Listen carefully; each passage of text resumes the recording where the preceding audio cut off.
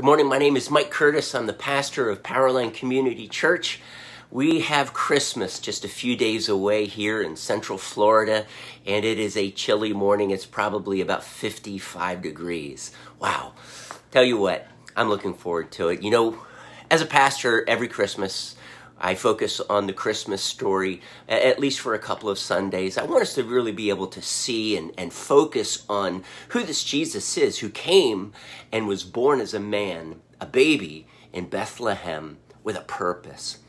When you look at the two Gospels, Matthew and Luke, the two that are the only ones who really record the birth of Jesus, they come at it from very different angles. Matthew, a Jew, and Luke, a Gentile. But Matthew, in chapter 1, he doesn't begin his story about the life of Jesus immediately with his birth. Instead, he gives us what I'm going to call the credentials of a king. Those credentials are his genealogy. They go back to David. They go back to Abraham, the Hebrew. David, a king. This concept is that Jesus is the Christ, the son of David, a king. But what are these credentials of Jesus as a king? Well, they should point to what Jesus is going to accomplish, what Jesus' life is all about.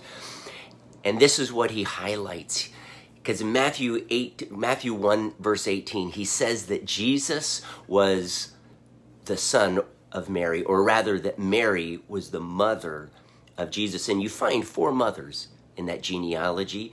Not something you would typically find in the genealogy of a king, but in those 4 women, 3 of them were foreigners, not Jews.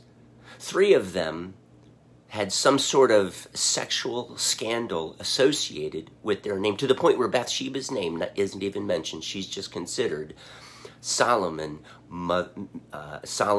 mother. Wow.